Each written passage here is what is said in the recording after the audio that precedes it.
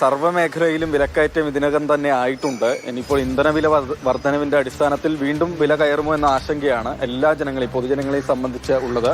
കോഴിക്കോട് നഗരത്തിൽ ഇതാണ് ഇന്നിപ്പോൾ പെട്രോളിന്റെയും ഡീസലിന്റെയും വില. 1 ലിറ്റർ പെട്രോളിന് 109.07 രൂപ എന്നതാണ്.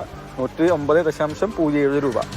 പെട്രോളിന് 97.96 രൂപ, 97.96 രൂപ എന്നതാണ്, 96 രൂപ എന്നതാണ് കോഴിക്കോട് നഗരത്തിലെ ഈ പെട്രോളിന്റെയും ഡീസലിന്റെയും വില. നഗരം കേന്ദ്രീകരിച്ച ഈ വിലയിൽ അങ്ങോട്ടും ഇങ്ങോട്ടും നേരിയ വ്യത്യാസമുണ്ട് എന്നതാണ്. കൊച്ചിയെ അപേക്ഷിച്ച് കോഴിക്കോട് പെട്രോളിന്റെയും ഡീസലിന്റെയും വിലയിൽ വർധനമുണ്ട്. ഏതായാലും ഇവിടെയും ഇതിപ്പം കോഴിക്കോട് നഗരത്തിലുള്ള ഭാരത് പെട്രോളിയത്തിന്റെ പമ്പാണ്.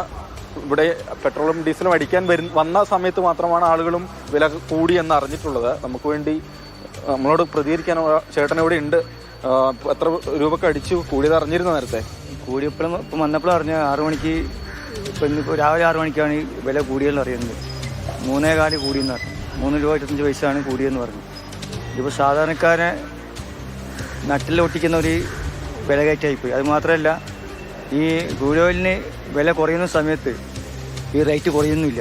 ഈ വില കൂടാൻ പോകുന്നു എന്നൊരു സൂചന സാധ്യത നേരത്തെ പ്രധാനമന്ത്രി അടക്കം പറഞ്ഞിരുന്നു. പക്ഷേ കേന്ദ്ര ഗവൺമെൻറ് അതിന് വേണ്ട നടപടി ആദ്യം മുൻകൂട്ടി കൈക്കൊള്ളേണ്ടതാണ്.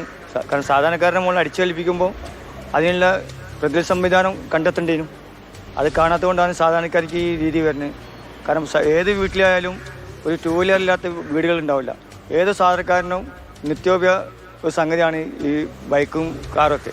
ഇതിനൊക്കെ ഇങ്ങനെ അടിച്ചേൽപ്പിക്കുമ്പോൾ ഇനിയിപ്പം ഇത് കൂടാതെ വെച്ചാൽ മറ്റുള്ള നിത്യോപയോഗ സാധനങ്ങൾ അതിനൊക്കെ വില വർദ്ധിക്കും. താങ്ങാൻ പറ്റാത്ത ലെവലിലല്ല പോകുന്നത്.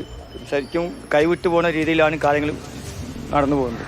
അപ്പോൾ അതിന് വേണ്ട നടപടി സ്വീകരിക്കണം. അതുകൂടാതെ ഇന്നലെ ഒരു ഗവൺമെൻറ് അധികാരത്തിൽ വന്നതാണ്. ഇനിയിപ്പോൾ ഇതിൻ്റെ പേരിൽ ആ ഗവൺമെൻറ്റിൻ്റെ മേലിൽ അടിച്ചേൽപ്പിക്കുന്ന ഒരു രീതി വരാനും ചാൻസ് ഉണ്ട്. 3.25 രൂപയുടെ വർധനയാണ് ഉണ്ടായിട്ടുള്ളത്. ഏട്ടാ നമസ്കാരം. പെട്രോൾ ഡീസൽ വില കൂടി അറിഞ്ഞോ? ഒന്നും അറിയിട്ടില്ല. 3 രൂപ വീതം കൂടി എല്ലാം കയറിയിട്ട് എന്താണ് എപ്പോഴും കയറ്റം കൊണ്ട് തന്നെ വാങ്ങല്. പ്രത്യേകിച്ചിട്ടൊന്നും കാര്യമില്ല. ആദ്യം കൂടും. ബൈക്കിൽ മീൻ വെക്കാൻ പോകുന്നതാണല്ലോ. കൂടുതൽ അടിക്കണ്ട, കൂടുതൽ ചെലവല്ലേ? ചെലവ് കൂടുതലല്ല. പണ്ടേ അങ്ങനെ തന്നെയാണുള്ളത്. ഏത് ഭരണക്കാർ വന്നാലും ഇങ്ങനെ അവസ്ഥ ഉണ്ടാവും. വെറുതെ ഹർത്താലും ബന്ധവും പ്രത്യേകിച്ചിട്ടൊന്നും ഒരു കാര്യവുമില്ല. അത് കൂടിക്കൊണ്ടേ നിൽക്കൂ. അത്രേ ഉള്ളൂ. പ്രയാസം ഉണ്ടായിട്ട് കാര്യമില്ല. എല്ലാവർക്കും അറിയാവുന്ന കാര്യങ്ങളല്ല ഇന്നത്തെ അവസ്ഥ. ഇങ്ങനെ പോകുള്ളൂ, നാട് ഇങ്ങനെ പോകുള്ളൂ.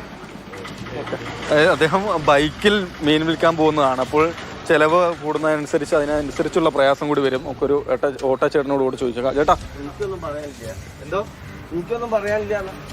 ഒന്നും പറയാനില്ല. എന്തൊക്കെ സംഭവിച്ചു കഴിഞ്ഞാലും പ്രതികരിക്കാനില്ല എന്ന് അദ്ദേഹം പറയുന്നുണ്ട്. അതുതന്നെയാണ് ജനങ്ങളെ സംബന്ധിച്ച് വലിയ പ്രയാസമാണ്. പക്ഷേ നേരത്തെ തന്നെ ഈ സംബന്ധിച്ച് കൂടാൻ പോകുന്നു എന്നൊരു സാധ്യത എല്ലാവരും തന്നെ അറിഞ്ഞിരുന്നു, പ്രതീക്ഷിച്ചിരുന്നു എന്നതാണ്. ചേട്ടാ, ഇന്നിപ്പോ ഇതേ പെട്രോളിന്റെയും ഡീസലിന്റെയും വില 3 രൂപ വീതം കൂടിയിട്ടുണ്ട്.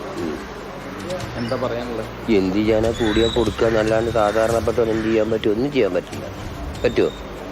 കൂടിന് ഇവർ പറഞ്ഞാൽ കൊടുത്തല്ലേ പറ്റുള്ളൂ. ഇത് ഓടണ്ട കൂട്ട് തന്നെ വേറെ ഇവരൊന്നും വർത്തിയില്ല. പാവങ്ങൾ ഇത് കണ്ട് കഷ്ടപ്പെടുക എന്നല്ലാണ്ട് ഇത് പാവപ്പെട്ടവനെ ഇതിന് ഏറ്റവും വലിയ ദുഃഖം അനുഭവിക്കുന്നവരുള്ളൂ. ഇടത്തരക്കാരി കൂലിപ്പണി എടുത്തിട്ടും മറ്റുള്ള ചെറിയ എടുത്തിട്ടും ബാക്കി പൈസ ഉള്ളവരും ഭരിക്കുന്നവർക്ക് എന്ത് വരാനാ? അവർക്ക് അവിടെ നിന്ന് ഭരിച്ചാൽ പോരാ. പശ്ചിമേഷ്യയിലെ യുദ്ധ സാഹചര്യത്തിൽ വില കൂടാൻ പോകുന്നു നേരത്തെ പറഞ്ഞിരുന്നല്ലോ. പ്രതീക്ഷിച്ച കയറ്റമാണ്. സംഗതി ശരിയാണ്. എന്തിനാപ്പ ആര് കേറിയിട്ട് ആര് ഭരിച്ചു? ശരി രാഹുൽ, എന്തായാലും വിവിധ പ്രതികരണങ്ങളാണ് കേട്ടത്.